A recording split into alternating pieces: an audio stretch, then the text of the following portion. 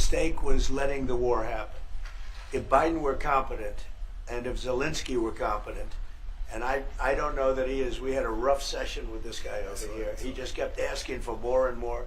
That war should have never been allowed to happen. That war, I went 4 years and Putin wouldn't even bring it up. And as soon as the election was rigged and I wasn't here, that war started. There was no way that war should have been allowed to happen. And Biden should have stopped it. And you take a look at Putin. I'm not saying anybody's an angel. But I will tell you, I went 4 years and it wasn't even a question. He would never, and I told him, don't do it. You're not going to do it. And it was the apple of his eye, but there was no way that he would have done it. All you had to do is lower oil prices. If you lowered oil prices, Biden kept the prices so high because he made it impossible to get it. If you lowered oil prices, you would have never had the war. But you wouldn't have had it with me anyway. That war would have never happened.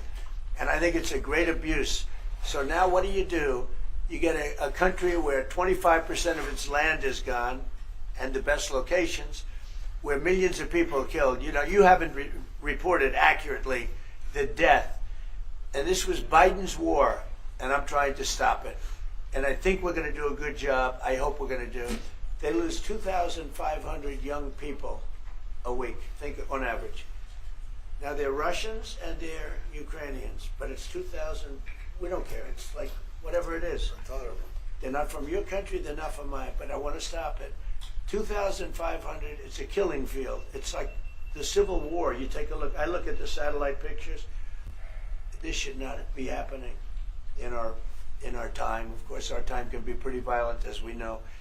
But that's a war that should have never been allowed to start. And Biden could have stopped it, and Zelensky could have stopped it, and Putin should have never started it.